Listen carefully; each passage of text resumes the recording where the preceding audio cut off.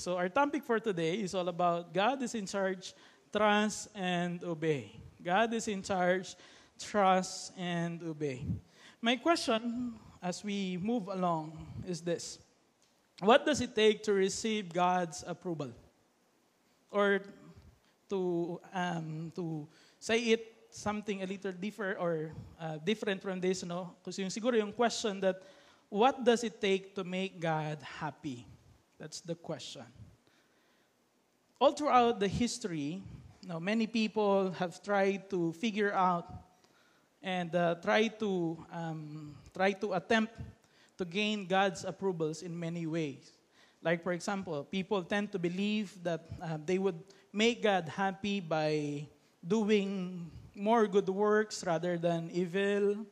Or to some, they tend to believe that they can please God by dressing in a certain way or somehow following certain dietary restrictions, the number of prayers every day, or even doing some religious duties according to their churches, and even to some going to church.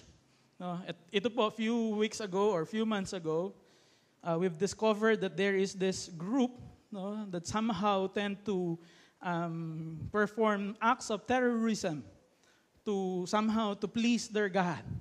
As if yung mga enemies of their God, they need to kill them to gain God's approval. So, kailangang dumaan doon sa pain and suffering in order for them to please their own God. But the Bible says that there is only one way in order for us to gain God's approval. And what it is? Hebrews chapter 11, verse 6 says, "For without faith it is impossible to please God." Kung wala yung ating pananampalataya sa Panginoon, hindi natin malulugod ang ating Panginoon. And from this text alone, we can say that faith is the key to please God. Faith is the key to please God. And without Him, we can do nothing. That's why we believe after knowing God, who He is, we should follow His example. And while following Him, we should believe that He can, that He is in charge. Kaya po, starting March 1, ito yung ating pinag-usapan all about faith, that God is able. Last week, Elder Cito gave us the challenge to focus on God. And this time, because God is in charge, we should trust and obey Him. But to some would ask, what is faith then? Well, kailangan po nating magsimula pagdating dun sa Hebrews chapter 11, verse 1, to define faith. Sabi sa New Living Translation, faith is the confidence that what we hope for will actually happen. It gives us assurance about things we cannot see.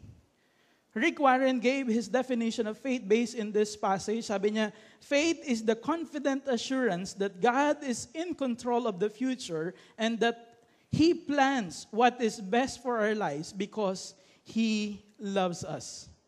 Another one gave his definition of faith at ang sabi po niya, faith is believing that God can bring something good out of the worst circumstances. Probably you are into a difficult situation and God can do good things out of that negative situation. Or to some, faith is having the courage to take the risk for God's sake and resisting discouragement in order to accomplish the task that God lays before us.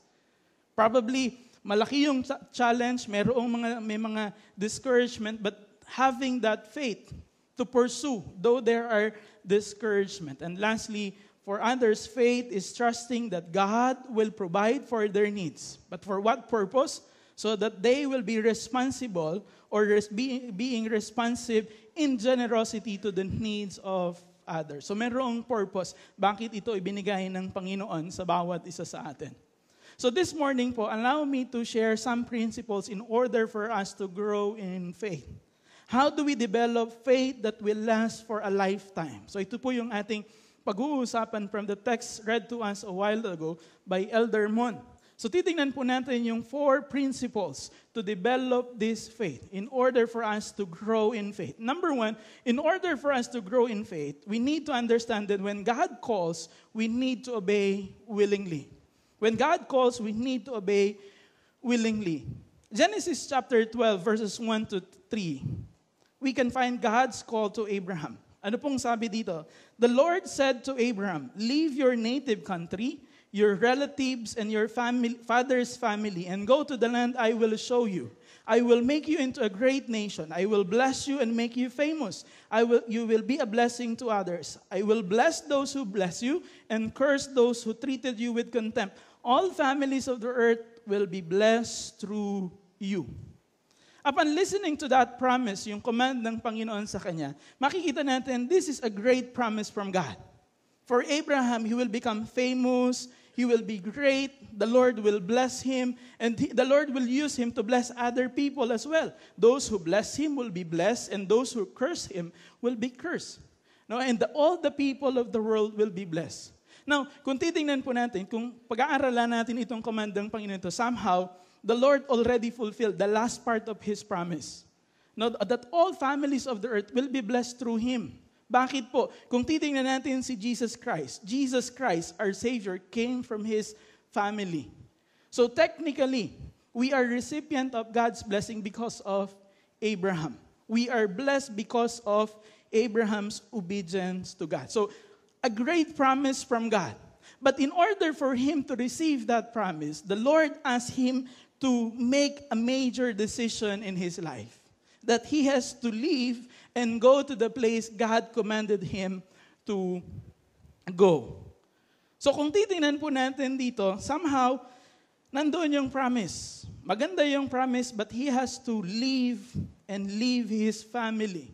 Madali yung iwanan yung kanyang lugar, but how about your family? Somehow, hindi po ganun kadali na iwanan yung family. Pero kung titingnan po natin in this particular occasion, makikita po natin dito that there are some possible hindrances for Abraham not to go. Marami siyang dahilan para hindi sumunod sa Panginoon. Ano-ano po yung mga possible reasons na ito? As I reflect upon it, number one, the possible reason for him to stay is unclear destination. Sabi ng Panginoon kay Abraham, Abraham, go to the land I will show you. The first question, Lord, where it is? Saan po ako pupunta? Hindi naman sinabi ng Panginoon sa kanya the exact location. Sabi lang ng Panginoon sa kanya, go to the land I will show you. The destination is uncertain, unclear. Mahirap pong sumunod pagdating doon sa isang bagay na hindi mo alam kung saan ka pupunta. Like for example, I have this opportunity during the time of Typhoon Ondoy. Isa po doon sa aming task na ginawa natin as a church, nag-distribute tayo ng relief goods doon sa mga affected members ng church. Then one time, papunta kami dito sa may Fairview. So bago kami umalis dito, sabi ko doon sa driver namin, hindi ko na po babanggitin yung pangalan, pero wala na siya dito. No? Sabi ko sa kanya, Kuya, alam mo ba yung pupuntahan natin? Ang sabi niya sa akin, oo pastor, alam na alam ko yung pupuntahan natin. Ilang beses na akong nakapunta dyan. Okay, kampante. Pagsakay namin, pagdating namin doon sa Fairview, around 20 to 30 minutes, paikot-ikot kami. Teka, dito kami galing Maya-maya, dito na naman. Dito na. Tinanong ko na yung driver, sabi ko, Kuya, tapatin mo nga ako. Alam mo ba talaga kung saan tayo pupunta? Napakamot siya, ganun sabi niya, Pastor, parang nakalimutan ko na yata. Imagine, for 20 to 30 minutes, paikot-ikot kami. Na hindi namin alam kung saan kami pupunta. Sabi ko, sana nagtanong na lang kami ahead of time. Para hindi pa ikot-ikot dun sa lugar. Mahirap sumunod sa isang lugar na hindi mo alam. Another possible reason for him to stay is his old age. When the Lord commanded Abraham to go, Abraham was 75 years old then. No? Matanda na itong si Abraham. Kumbaga po, pwede niyang naging excuse sa Lord, Lord, I'm already retired. I'm already, I want to relax and enjoy the fruit of my labor. Di ba? But probably he's after taking care of his apo, di ba? Yung time na hindi ka nagigising ng maaga, no, dahil papasok ka sa trabaho. Daw sabi nila, pag nagkakaedad daw, nahihirapan na ding matulog. Pero at least hindi ka napipila doon sa MRT. Di ba? Or din sa mga mag-aalaga ng po, time for you to travel kung wala pang mga rayuma, di ba? For sure, lahat naman tayo, we are looking forward to that situation na lahat tayo makakapagpahinga na. Di ba? Kumbaga, itong si Abraham, he can use that excuse to God. Lord, matanda na po ako. Di ba? Para sumunod, para maglakbay pa. So makikita natin, for Abraham, for him, old age or his retirement age is the best time for him to follow God. He's already secured. Wala na siyang iisipin. He has to follow God. Another possible reason for him not to go is the material wealth. According to Genesis chapter 13 verse 2, Abraham was a very rich man. Mayaman siya. Paano natin masasabing mayaman siya? Number one, kung titingnan natin Genesis chapter 11 verse 31, he was from the city named Ur, a prominent city. According to some archaeologists, nakita po nila from the artifacts based from the excavation conducted many years ago that reveals yung pong mga artifacts na nakuha nila. Sabing gano'n nila, yung naging conclusion nila that civilization and culture in this area reached high level even before Abraham came. Kung baga culture ang pag-uusapan, kung ang pag-uusapan ay yung technology in this area, advance na advance itong lugar na ito. Probably a place of a center of trade and industry. If you want to conduct a business, then this is a better place for you. And Abraham was already settled in the Ur. Kung ang goal niya lang ay yumaman, just to earn for his life and his family, then he will not go. Secondly, not just he's from a prominent city, pero makikita natin another problem is the transportation of the animals. Yung question, what if sa aming paglalakbay, biglang namatay yung mga hayop? Another question, sa pupuntahan ba namin, merong enough na pagkain pagdating doon sa aking mga hayop? Uncertainties. What if along the way, habang nagtatravel kami, biglang namatay yung aking mga hayop? Paano kami mabubuhay? Hindi lang si Abraham ang nandito po. Imagine, according to the Bible, he has at least 50 servants, so kailangan niyang pakainin yung lahat ng yun. Anong mangyayari pagdating doon sa kanila? Kung titingnan po natin, he has enough reason not to go. And yet, he followed God by faith. He followed God by faith. To us, probably, in one way or another, God is asking us to do something. Pero kung titingnan po natin yung ating tugon sa Panginoon, ang nagiging tugon ng marami, Lord, I can't. I'm too old. I'm too young to follow you. Or yung iba, yung pinakamadalas na reason, I'm too busy. Diba? Pero in reality, deep down within, the reason why we don't want to follow God, simply because we don't want to. We don't want to change. We don't want to be involved. We don't want to be engaged. Yun yung reason eh. Ako, sa akin po, personally, ganun din naman ako. Before submitting myself fully to God, I have many concerns about myself. Bago po ako pumasok doon sa Bible school, my first concern was my provision. Yung time na yun, kamamatay ng aking tatay, sabi ko, saan kami kukuha? Pagdating doon sa aming need. Kamamatay nung tatay ko, yung nanay ko mananahi doon sa bahay. At yung kinikita na is just enough for that day, doon sa pagkain namin. Tapos dalawa kami nasa college. Sabi ko, Lord, saan manggagaling? And we believe that God is in charge. Hindi naman po halata na kami ay nagutom, di ba? Second concern, the situation in the family. Yung tatlo kaming magkakapatid, yung aking kapatid na panganay nag-asawa ng pastor. Pagkamatay ng aking tatay, nasa Tugigaraw, Cagayan. Ako mag-aaral sa Manila. Ang maiiwanan sa bahay, yung aking nanay, tsaka yung aking kapatid na bunso. Sabi ko, anong mangyayari sa kanila? Sino yung makakasama namin sa bahay? Yung mga leaders namin sa church, tanda ko yung sinabi nila sa akin. Hindi ko malilimutan nung nag-uusap kami. Sabi nila sa akin, Aris, huwag mong intindihin yung pag-iingat doon sa iyong pamilya. Huwag mong isipin yung pamilya mo. Sapagkat magagawa ng Diyos na alagaan yung pamilya mo kaysa doon sa pag-aalaga na pwede mong gawin sa kanila. And true enough, nandun yung pag-iingat ng Panginoon. Another excuse for me to follow God, my personal ambition. My personal ambition. Simple lang naman po akong tao. Ang aking ambition lang ay magkaroon ng bahay na 7 kwarto, 5 sasakyan, makapagbiyahe around the world together with my family. Ganun lang naman kasimple po yung aking pangarap sa buhay. But by God's grace, nagkulang ba ang Panginoon? Hindi po. Okay, wala kaming bahay, pero meron kaming tinutulan dito sa likod. Yung bahay na tinutulan namin, yes, property ng church, pero malaki, enough for us, for me and my wife. Actually, pwede nga kaming magtaguan doon sa loob ng bahay. Pwede kaming magtuloy ng mga kamag-anak. Secondly, wala akong sasakyan. Sabi ko 5 sasakyan. Inaisip ko, paano kung bibigyan ng sasakyan ng Panginoon? Hindi naman ako marunong mag-drive. Di ba? Pero hindi ibig sabihin na naglalakad ako.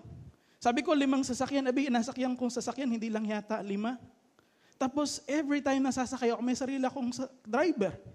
Bakit? Kasi kayo po, yung mga sasakyan ninyo, pag ini-invite ninyo ako, sumasakay ako doon, nauupo lang ako, kayo yung nagda-drive para sa akin, di ba? Nagkulang ba ang Panginoon? Hindi po.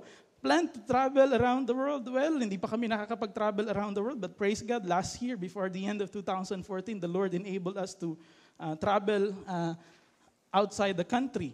Di ba? Nagkukulang ba ang Panginoon? Hindi po.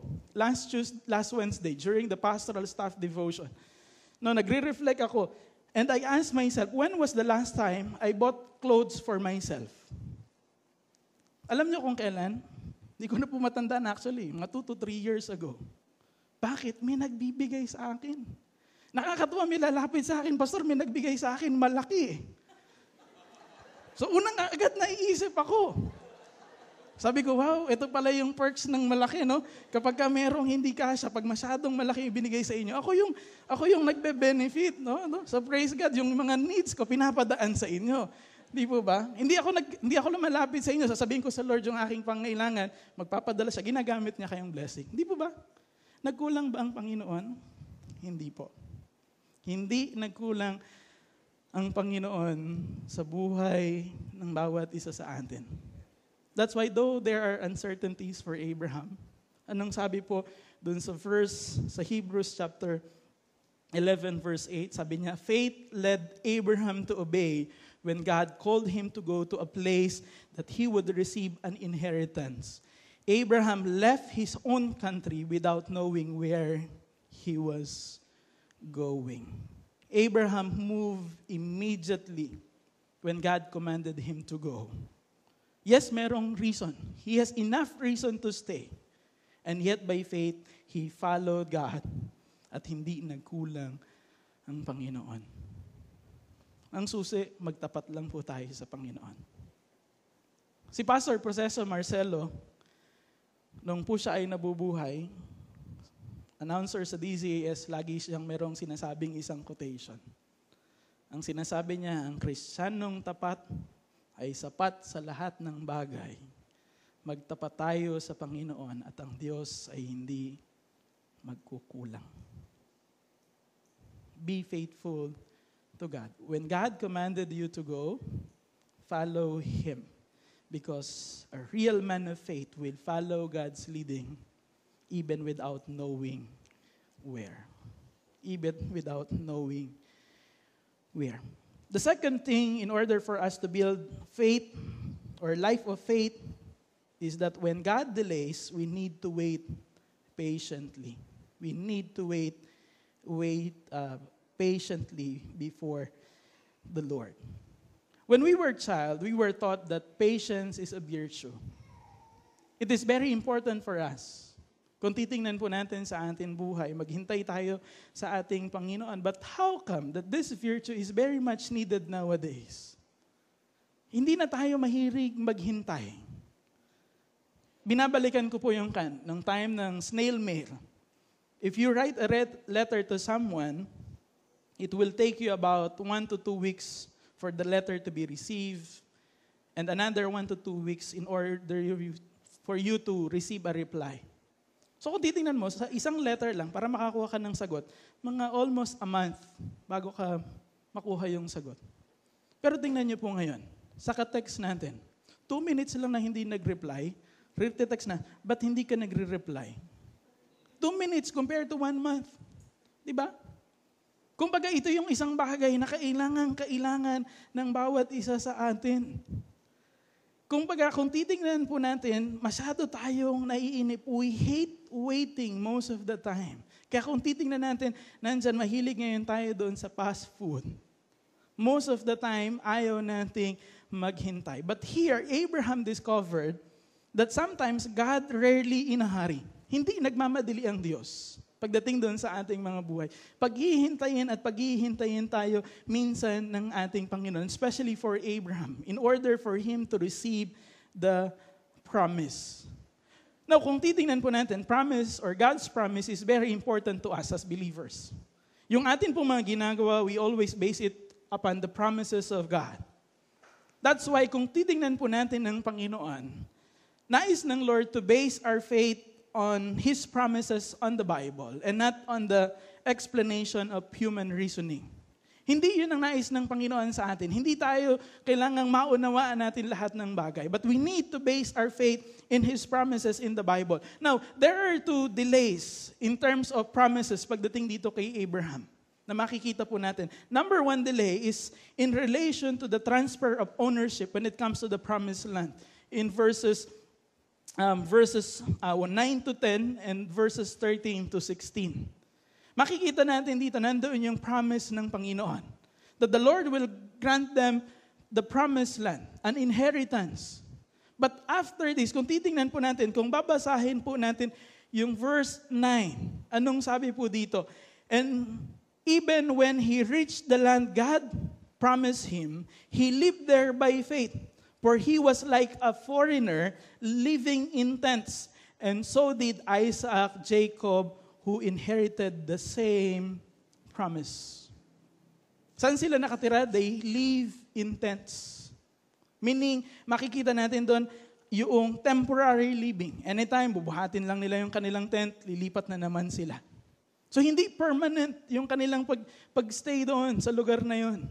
Not just they are living in tents, but also tingnan natin, pagdating doon sa verse 13, sabi niya, and so did Isaac and Jacob who inherited the same promise. They live also in tents. Tapos kung ibabangga pa po natin, pagdating doon sa verse 13, anong sabi doon sa verse 13? All these people died still believing what God has promised him. They did not receive what was promised, but they saw it from a distance and welcomed it. They agreed that they were foreigners and nomads here on earth. Imagine 3 generations, all of them died without possessing the promised land. Pero ang sabi ng Bible, nakita lang nila from a distance and they welcome it. For them, it is enough. So nandoon yung delayed promise ng ating Panginoon pagdating doon sa kanila. Anong option na meron sila? Number 1 is to go back. Verses 15 and 16. Sabi dito, if they long for the country they came from, they could have gone back. Pero ano yung kanilang ginawa? But they were looking for a better place, a heavenly homeland. First option, go back. Sige, wala namang, ang tagal na natin nandito, walang nangyari. Bumalik na lang tayo doon sa Ur. Mas magandang magkandak ng business, yayaman tayo doon, na nakikita natin tao dito, nakikita natin tupa, kambing at kamelyo. Doon na lang tayo. Balik na lang tayo doon. Yun yung isang option. Or second option, mag-complain. Lord, ang tagal na. Akala ko ba nung sinabi mo sa akin na i-bless mo kami, dapat tatanggapin na namin yung blessing. Bakit hanggang ngayon wala pa? Nagkaanak na ako, nagkaapo pa ako, pero wala pa rin yung promise. Di ba po pwede kang mag-complain sa Panginoon eh? Pero bakit hindi sila nag-complain? Makikita natin yung sagot. Unang-una, bakit hindi sila nag-complain? Because they were not after the earthly things. Kung gusto lang nila, kung yumaman, they can go back. But they are not after earthly things. Sabi ng Bible, they are after a best place. They are after a city with eternal foundation, a city designed and built by God. Meaning they are after their home in heaven. This world is temporary for them. They realize dadating ang panahon, iiwanan nila ang lahat ng ito. That's why they are after the heavenly home and not this earth. Earth is not a permanent dwelling place. So that's the first issue when it comes to delayed promise. The second issue he faced is in relation to the delayed delivery of Isaac. Delayed delivery of Isaac based on verses 11 and 12. It was by faith that when Sarah was able to have a child, though she was barren and was old, she believed that God would keep His promise. Abraham and his wife Sarah tried for many years. Pero kung titingnan natin, hindi naging successful. Hindi naging buntis itong si Sarah. God gave them the promise that one day, the Lord will bless them with inheritance, a nation from Him. Pero kung titingnan natin, that was 25 years ago. Nung tinawag ng Panginoon si Abraham, he was 75 years old. But in this situation, he was 99 years old. According to dun sa Genesis chapter 18, when the Lord sent a messenger to them. 99 years old. So makikita natin, delayed promise in terms of delivery of Isaac. Not just delayed promise or delayed delivery, but also an impossible problem. Why? Because they were in their old age. That's number one. Hindi lamang sila they were in old age. Makikita po natin the second problem is that Sarah was barren. Hindi siya po pwedeng magkaanak. Itong si Sarah, maganda po yung translation sa Tagalog eh. Yung sa verse na to. Pagdating doon sa Genesis chapter 18, verses 10 to 12, maganda yung pagkakasalin sa Tagalog. The time the Lord sent a messenger to talk to them, that one day, itong si Sarah will have a baby. Ito yung conversation nila. Genesis chapter 18 verses 10 to 12. Sabi ng panauhin, referring to the messenger, babalik ako sa 1 taon, sa ganito ring panahon, at pagbalik ko'y may anak na siya. Anong ginagawa ni Sarah? Sabi, nakikinig naman noon si Sarah sa pintuan ng kanyang likuran. Silang mag-asaway kapwa matanda na at hindi na dinaratnan si Sarah. Menopausal period. Napatawa ito ng lihim at ang wika. Ngayon pa namang ako'y lantana at laos na ang aking asawa, saka pa kami magkakaanak. No? Ganda nung salin, ano? Ngayon pa namang ako'y lantana at laos na ang aking asawa, saka pa kami magkakanak. Sa ibang translation ng Tagalog, ang ginamit po, ngayong ako'y tuyot na. Imposible? Kaya no wonder, tumawa siya eh. Parang kayo, tumatawa kayo pagdating doon sa kanya. Yun yung reaction, imposible. Hindi na dinarat na matanda na, tapos ito yung pangako sa kanya ng Panginoon. Magkakaanak siya. Pero anong ginawa niya? Verses 11 to 12, again, it was by faith that even Sarah was able to have a child, though she was barren and was too old.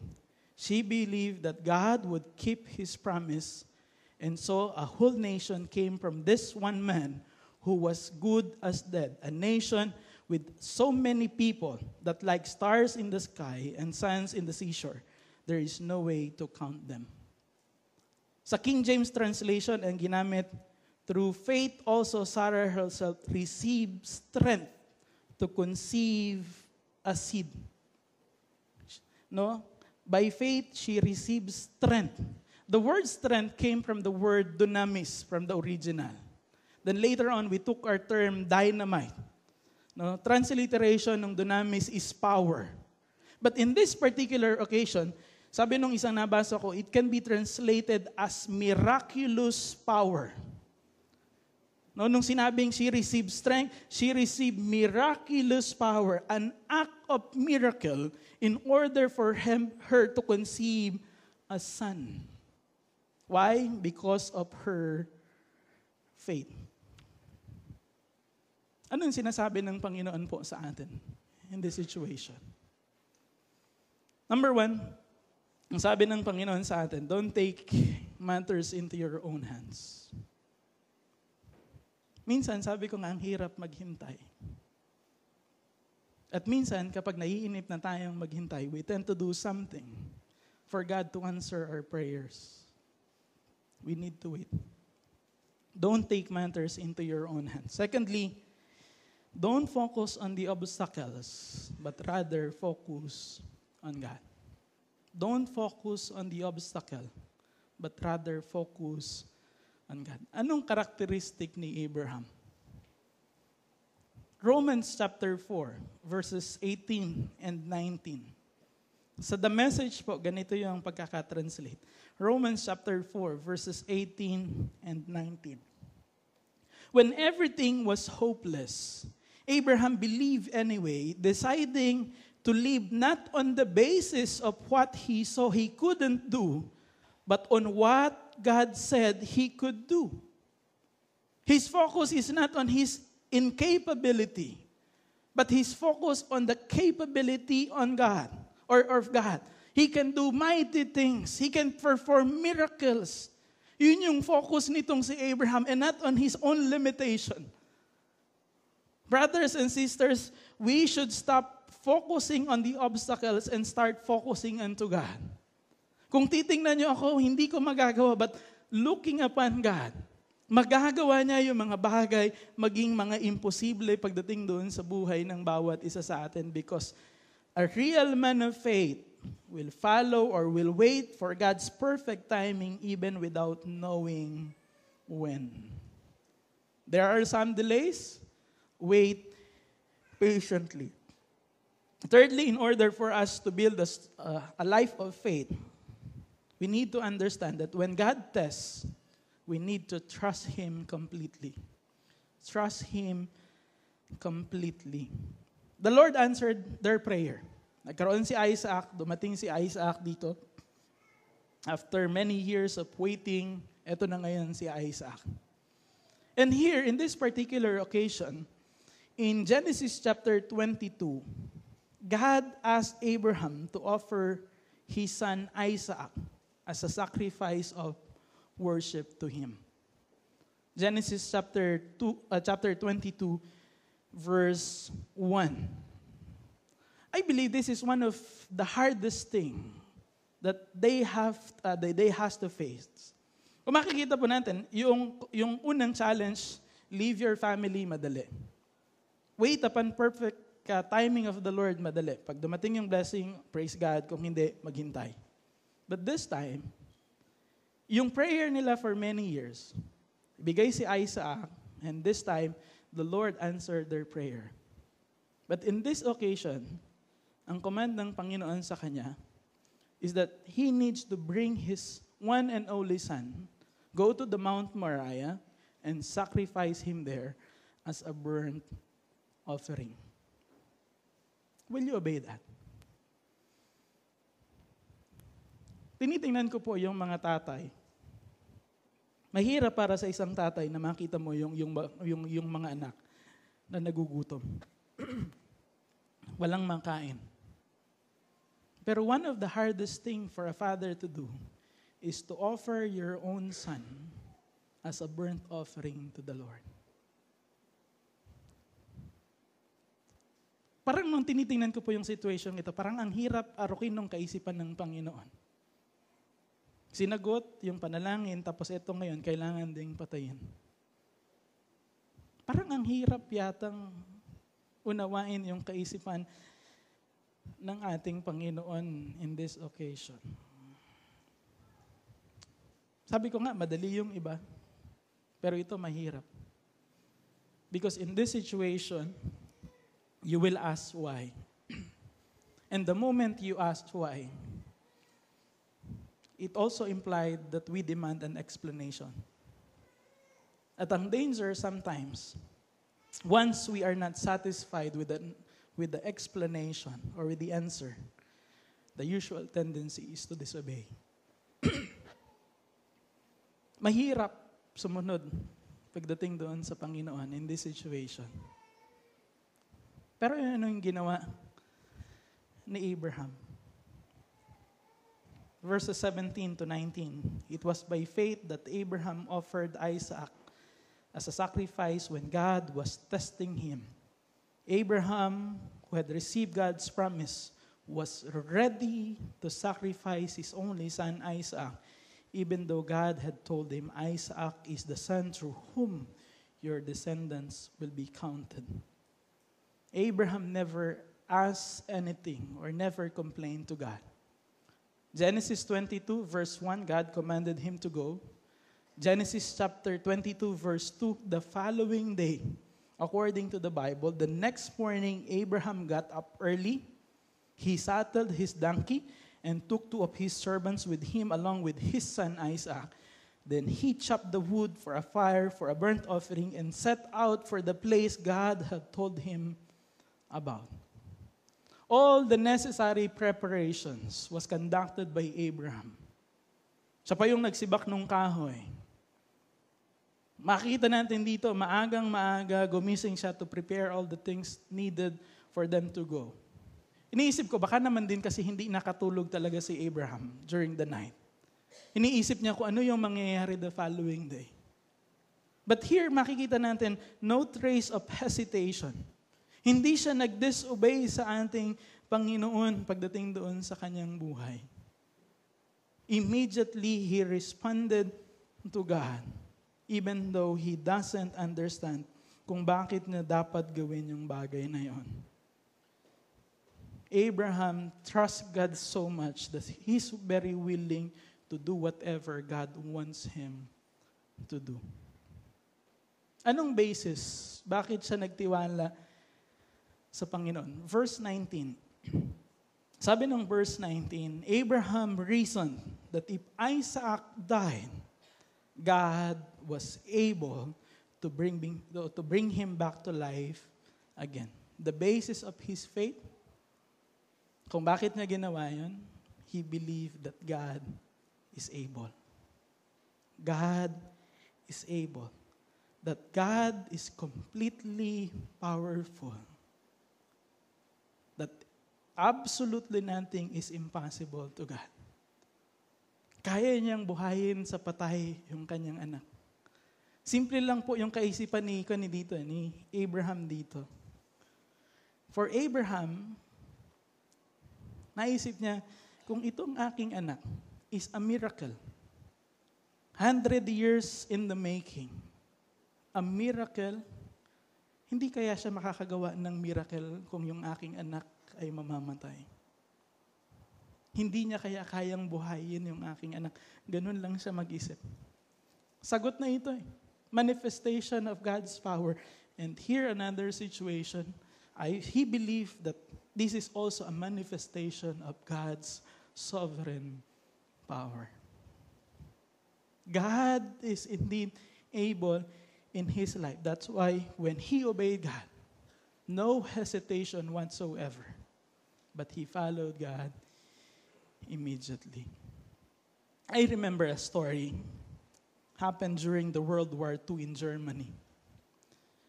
Sabi nga nun, in this situation, there is this family with 3 members, the father, mother, and the only son. Until one day, the mother became terribly sick and immediately died. So nung burol, time ng burol, one of their neighbor came to their house to condole and sabi niya, how pitiful you are that your dearly mother died. So the father, the head of the family, responded and said, well, good or bad, God knows, therefore we will trust in the Lord.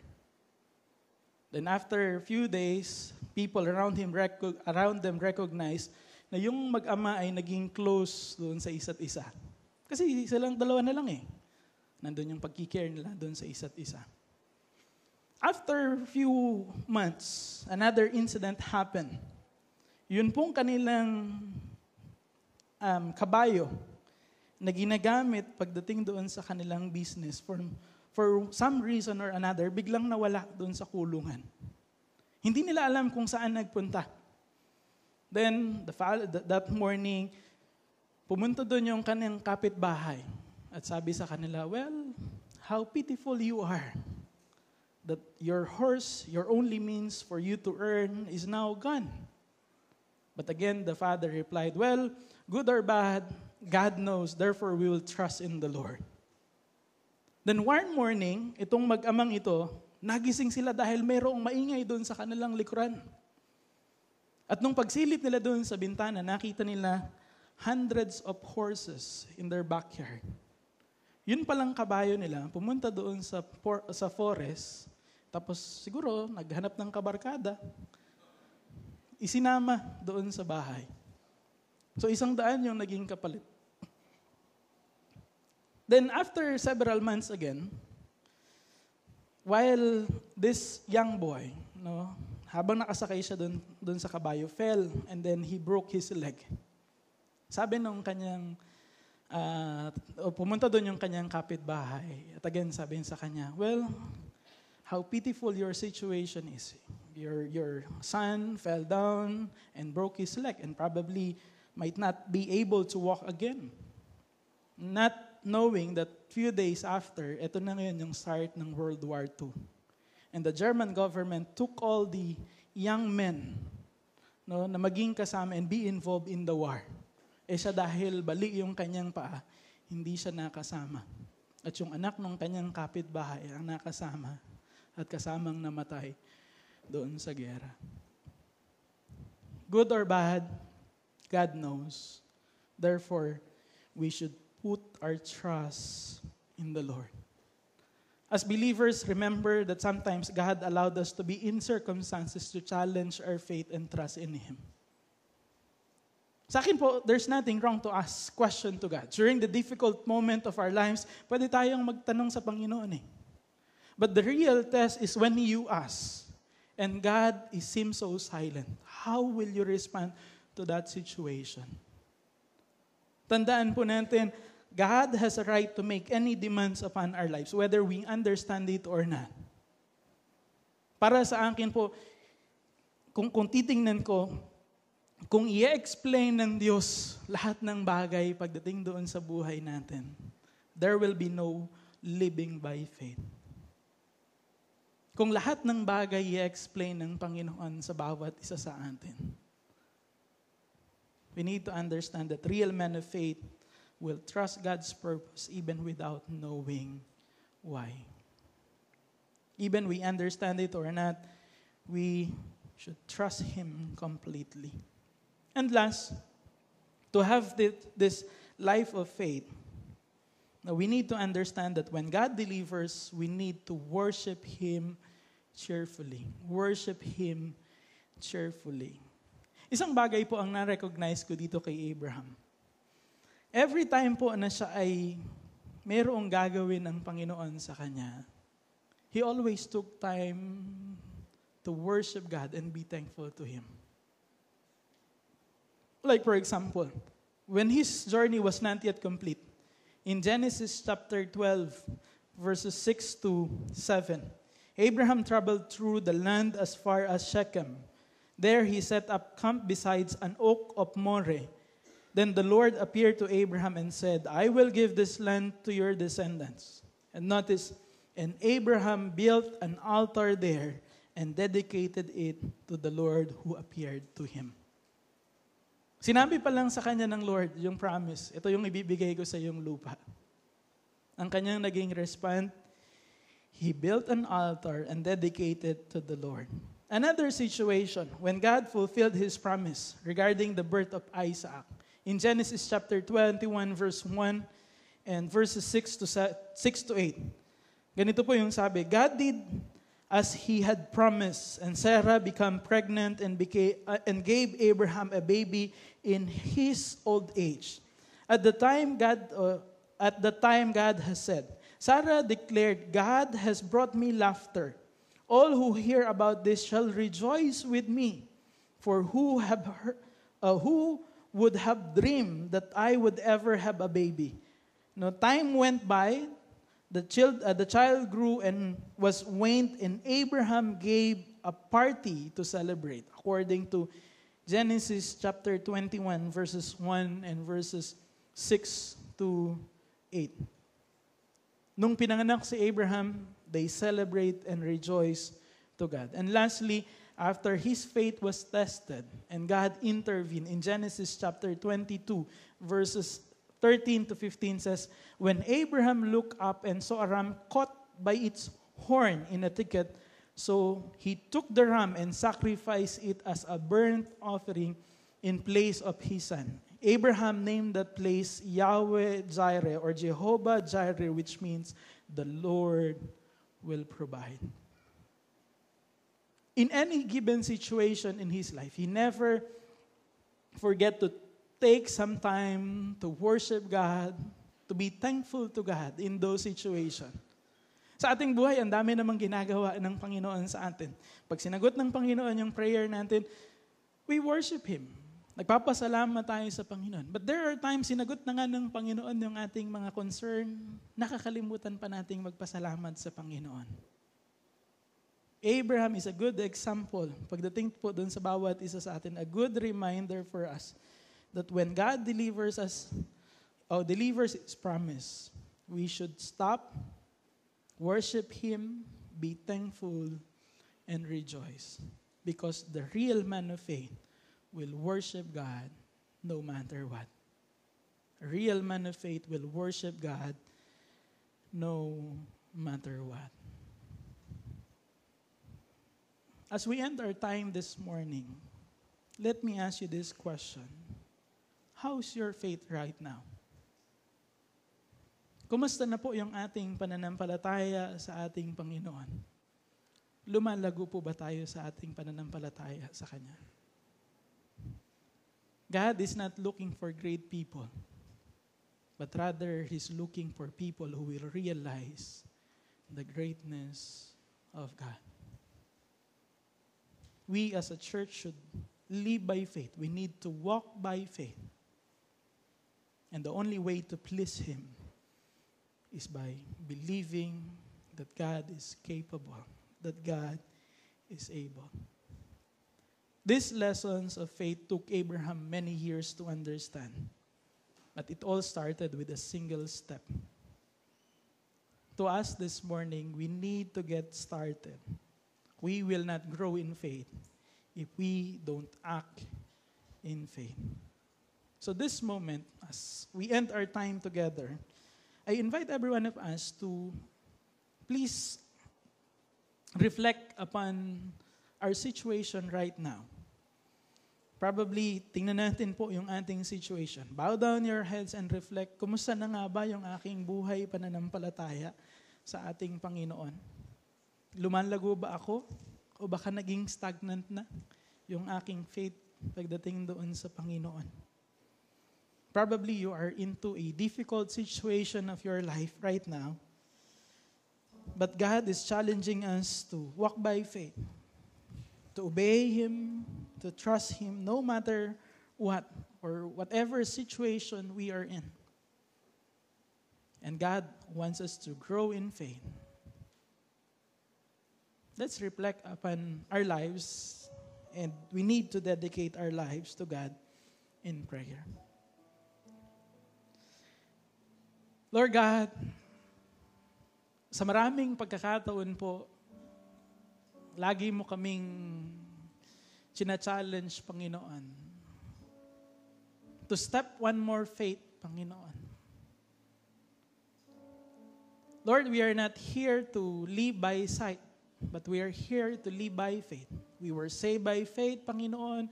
Ang dami mo nang ginawa, Panginoon, sa amin pong mga buhay. But there are times, Panginoon, nahihirapan po kami, Panginoong, unawain ang iyong kaisipan. And sometimes, kami po ay nagdududa, Panginoon, sa iyo. Panginoon, kailan ka nga po ba nagpabaya sa bawat isa sa amin? Kailan ka po ba, Panginoon, nagkulang sa amin? Panginoon, as a church, as individual, Panginoon, tulungan mo po kaming lumakad ng mayroong pananampalataya. Though there are uncertainties along the way, pero Panginoon, salamat kasi nauna ka na po sa amin. Maayos na po yung aming patutunguhan, Panginoon. At hindi kami, Panginoon, mapapahamak dahil ikaw po yung nangako sa amin na hindi mo kami, Panginoon, iiwanan at pababayaan. Panginoon, buksan mo po ang aming mga paningin. Buksan mo po, Panginoon, ang aming mga spiritual na buhay, Panginoon. At tunay po, sa aming kalagayan bilang isang iglesia, bilang isang individual, Panginoon, lalakad po kami ng mayroong pananampalataya sa iyo. Susunod kami, Panginoon. Magtitiwala kami, magagala kami, Panginoon. dahil ikaw po ang tumawag sa bawat isa sa amin.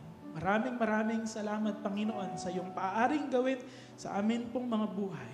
At para sa iyo, Panginoon, ang lahat ng kalwalhatian, lahat ng papuri, lahat ng pagsamba, sa pangalan ni Jesus.